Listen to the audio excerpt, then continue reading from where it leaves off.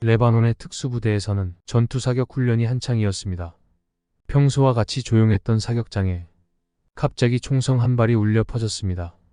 이 광경을 목격한 특수부대원들은 감탄과 함께 술렁이기 시작했습니다. 그러나 특수부대원 중 한 명은 이 상황이 말이 되지 않는다며 소리쳤습니다.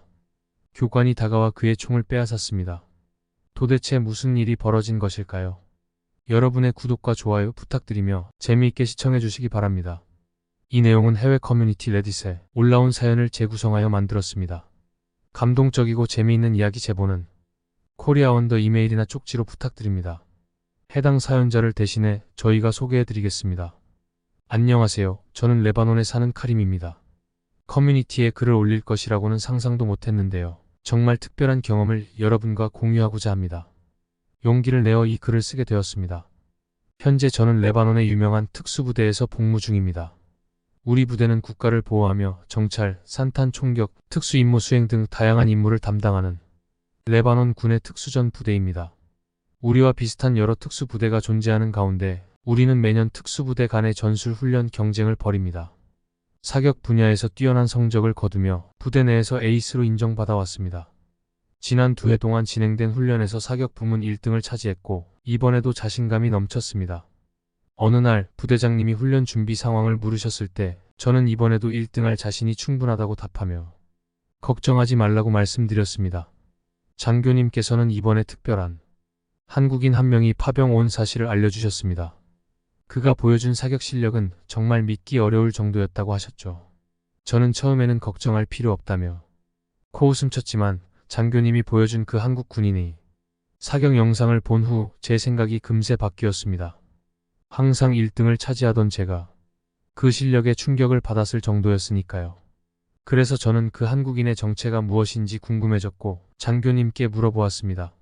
장교님은 그가 한국에서 이번에 파병 온 사람이라는 것 외에는 정확한 정보를 모른다고 하셨습니다. 제가 알아본 바로는 그 한국인의 이름은 김장우이며 국정원 소속의 특수부대 출신이라고 합니다. 한국에서도 잘 알려지지 않은 부대라고 하는군요.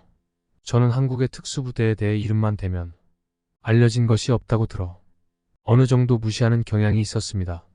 하지만 이 사실을 듣고 나서는 그 생각이 달라졌습니다. 김장우에 대해 듣자마자 그의 사격 실력이 단순히 운에 좋았던 것이라고 생각했습니다. 파병 온 후로 말 한마디 없이 혼자서 임무만 수행한다고 하더군요. 김장우에 대해 조사하면서 한국과 북한이 아직 휴전 상태에 있으며 분단된 국가라는 사실도 알게 되었습니다. 저는 그에게 다가가 인사하며 악수를 청했지만 그는 제 얼굴만 보고는 그냥 지나쳤습니다. 정말 어이가 없었습니다. 정말로 잘난 사람이라면 얼마나 잘난 걸까? 하는 생각이 들었지만 머릿속에는 그의 사격 장면이 계속 맴돌았습니다. 만약 그 실력이 운이 아니라면 이번에는 1등을 차지하지 못할 수도 있다는 생각에 전술훈련 전날까지 고강도 사격 연습에 매진했습니다. 그렇게 전술훈련 날이 도래했고 저는 그동안의 노력으로 자신감이 충분했습니다. 그러나 김장우는 사격뿐만 아니라 체력과 전투 기술에서도 뛰어난 모습을 보였습니다. 김장우는 모든 면에서 상위권에 속했으며 기대되었던 마지막 사격 훈련이 시작되었습니다. 50m부터 500m까지의 표적이 세워졌고 각 참가자에게는 총알 30발이 주어졌습니다. 이 훈련은 누가 더 많이 명중시키는지를 겨루는 경쟁 형태였습니다.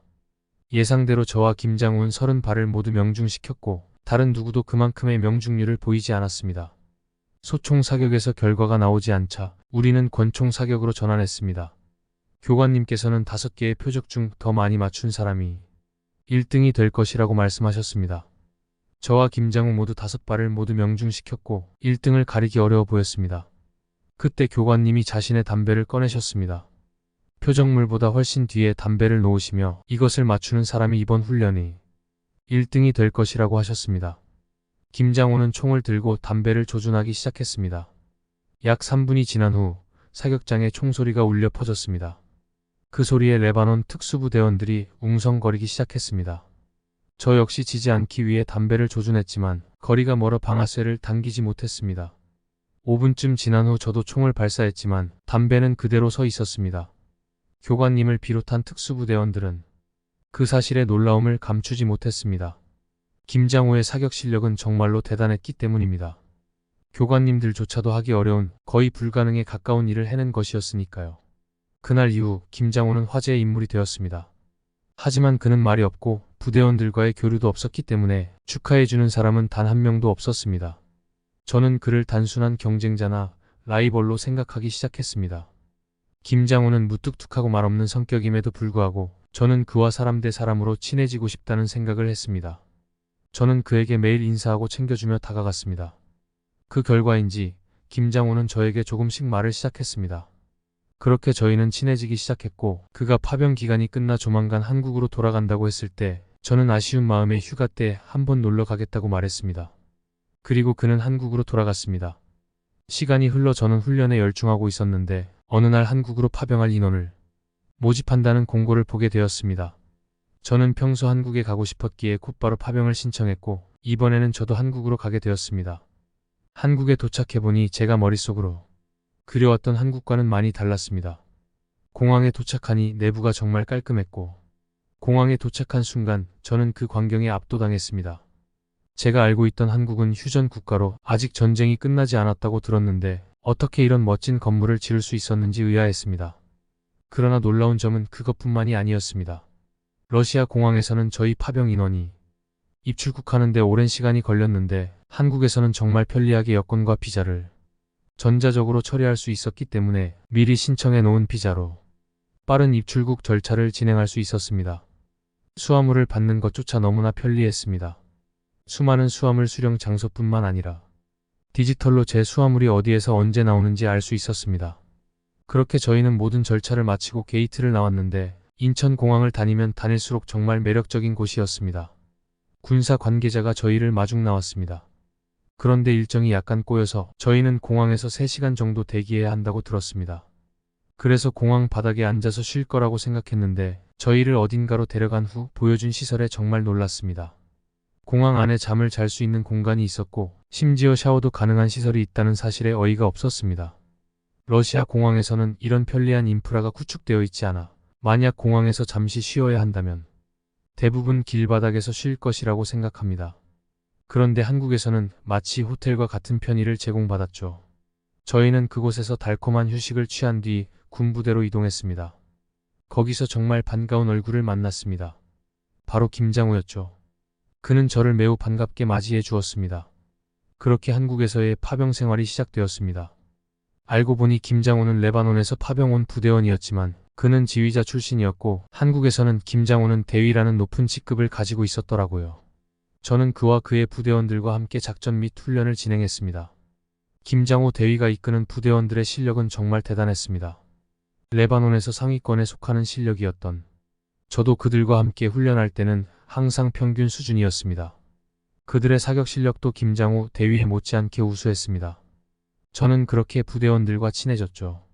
그들은 저에게 주말에 놀러 가자고 제안했는데 그곳은 DMZ 즉 대한민국과 북한 사이에 위치한 군사활동이 금지된 비무장지대였습니다.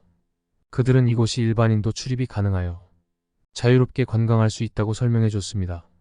한국에 파병 오기 전까지는 아직 휴전 국가라고 들어 갑작스러운 긴급 상황이 많이 발생할 것이라고 생각했지만 DMZ를 방문한 후 당장 전쟁이 일어나지 않을 것 같다는 느낌을 받았습니다.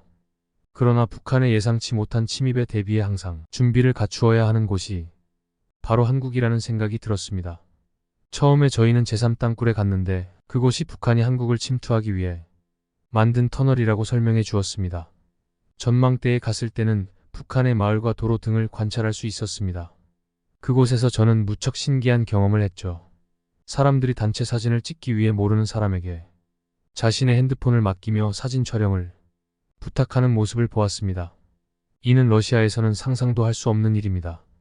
왜냐하면 관광객들이 소지한 핸드폰이나 귀중품이 소매치기 당하는 일이 자주 발생하기 때문입니다. 그래서 저는 어떻게 한국에서는 모르는 사람에게 핸드폰을 맡길 수 있는지 김장호에게 물어봤습니다. 김장호의 대답은 정말로 저를 당황하게 만들었습니다.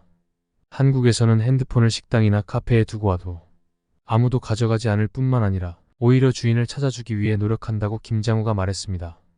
그 말을 듣는 순간 제 의식 속에 한국에 대한 의심이 놀라움으로 변했습니다. DMZ 방문을 마치고 저녁 시간에 식사를 하러 갔습니다. 제가 들어간 곳은 유명한 고깃집이었죠. 제 생각에 유명한 식당은 조금 화려하고 고급스러운 분위기에 특별한 서비스를 제공하는 곳이라고 생각했는데 저희가 간 식당은 간판도 소박했고 내부는 고급스럽기보다는 마치 시장에 온 듯한 느낌이었습니다. 그런데 음식이 나오기 시작했는데 생고기를 주더라고요. 알고 보니 그것은 직접 구워 먹어야 하는 것이었습니다. 처음에는 이런 방식이 조금 익숙하지 않았습니다. 그렇게 주 메뉴 외에도 다양한 서브 음식들이 나와 모두 함께 나눠 먹을 수 있는 것이었습니다. 생고기와 함께 나온 서브 음식들도 부대원들은 정말 맛있으니까 기절하지 말라며 생고기를 불판에 올려서 익혀주었습니다. 고기가 겉은 바삭하고 안은 촉촉하게 익을 때까지 굽더라고요. 그들은 이것을 한국식 바비큐라고 소개해 주었습니다. 옆에 나온 반찬들과 함께 먹으면 더 맛있다며 저에게 명이나물과 파김치를 함께 먹어보라고 했습니다. 정말로 먹어보니 같은 고기지만 전혀 다른 맛과 경험이었습니다. 저는 정신없이 먹다 보니 불판 위에 고기를 모두 다 먹어버렸습니다. 삼겹살을 다 먹은 후에는 냉면을 먹는 것이 필수라며 평양냉면이라는 이름의 냉면도 함께 먹었습니다. 평양이 북한의 도시라는 것을 알고 놀랐지만 부대원들은 맛만 좋으면 된다며 웃었습니다. 저는 냉면도 순식간에 다 먹어버렸습니다. 저는 원래 음식을 그렇게까지 좋아하는 편은 아니었는데 삼겹살을 맛본 후로 한국의 먹거리에 대한 관심이 커졌습니다. 그렇게 알차게 주말을 보내고 나서 일상으로 돌아왔습니다. 이들과 함께 지내며 자연스레 사격 실력과 체력이 향상되었고 어느덧 레바논으로 돌아갈 날이 되었습니다. 비록 길다면 길고 짧다면 짧은 시간이었지만 한국에서 좋은 경험을 하고 많은 것을 배우며 한국을 좋아하게 되었습니다. 그래서 저는 레바논으로 돌아왔지만 마음속으로는 계속 한국이 떠오르고 있습니다. 이에 한국에서 장기 복무를 신청해 대기 중이며 조만간 승인이 날 것 같아 매우 기대됩니다. 한국의 다양한 문화와 인프라는 외국인들에게도 매력적인 것 같습니다. 지금까지 레바논 특수부대에서 복무한 한 남자가 한국에 와서 다양한 문화를 경험하며 한국에 대한 새로운 인상을 받게 된 이야기였습니다. 어떻게 들으셨나요? 구독과 좋아요는 영상을 제작하는데 많은 힘이 됩니다. 지금까지 코리아 원더였습니다. 시청해주셔서 감사합니다.